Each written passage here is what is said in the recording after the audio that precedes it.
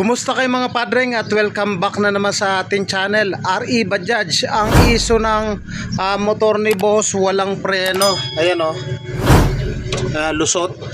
So chinek ko na to mga padreng. Ang iso niya yung mismong repair kit, yung pinaka oil seal. Ayan yung oil seal dito sa loob, dito sa loob ng piston. Ano na siya, gastado na siya, manipis na. Sa tuwing nagpre-preno, lumalabas yung fluid dito. Ngayon pinabibilang ko siya ng oil seal. Set na pala siya, oh. Set na lang, step by step tuturo ko sa inyo kung paano ikasa to, pati yung pagpapalit ng brake shoe.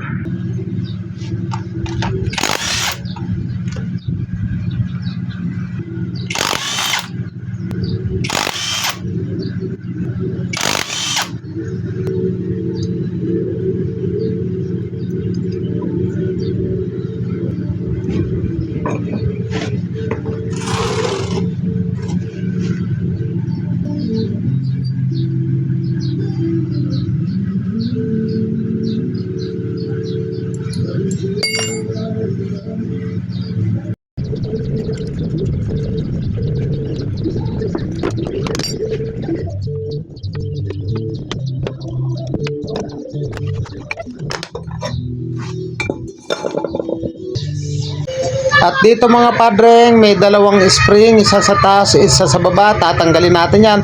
Tsaka yung lock na yan, dalawa. Tapos ito, may 10mm dito sa likod. Tatanggalin nyo lang din yan. So ito, tanggalin na muna natin yung spring. Tapos yung kanyang lock, ito. So dalawang piraso yan. Dito sa kanan. Pipitin nyo lang, madali lang naman yan. Tapos sa pagkakataong yan, pag natanggal na natin yung spring, angat na muna natin para madali natin matanggal yung spring. Ayan, sinikwat ko lang. At pagkasikwat nyan, tanggalin lang natin yung spring. Ito yung hawak ko sa kanan. Gamit lang tayo ng pliers dahil nga medyo matigas tong spring na yan. Ayan, tanggalin na muna natin. Ang issue nito, lusot yung preno. Pinacheck na sa akin to nung una. Dito sa rubber cap, tumatagas na yung kanyang fluid. Ngayon napansin ko rin na yung kanyang preno ay pudpud na yan ang spring. So ayan, tanggalin natin tong isang preno. May spring din yan na maliit na kailangan din natin tanggalin. So ayan yung spring, tanggalin na muna natin. Okay. At ito na mga padre yung kanyang piston kit. Bala ko sana yung rubber lang sa loob papalitan. So set pala siya.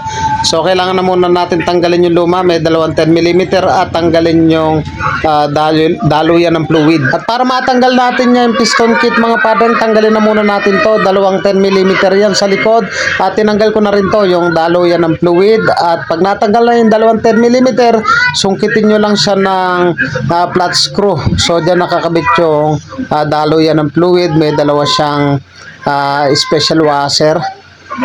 Tapos pwede na nating sungkitin to at ipapalit natin yung bago. So ganun pala yung pyesa nito. Wala palang mabibilan na repair kit lang. Dapat pala set pala talaga. So lilinisan lang natin yan mga padreng para pag binalik natin smooth na smooth at sabay na tayo magpapalit ng preno.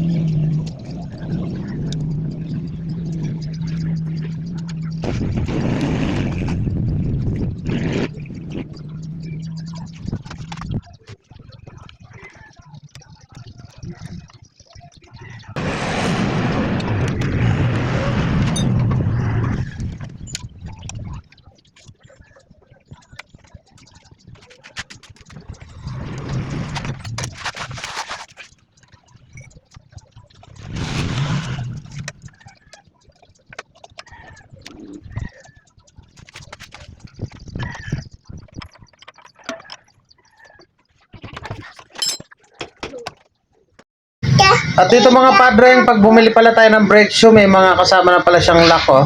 So, syempre, kung paano natin binaklas, ganun lang din yung pagkabit mga padre. So, i-fast forward na natin dahil nga madali lang naman to, wala naman timing kung paano lang binaklas. Tandaan nyo lang yung ganun lang din yung pagbalik. At sigurado, okay na yan.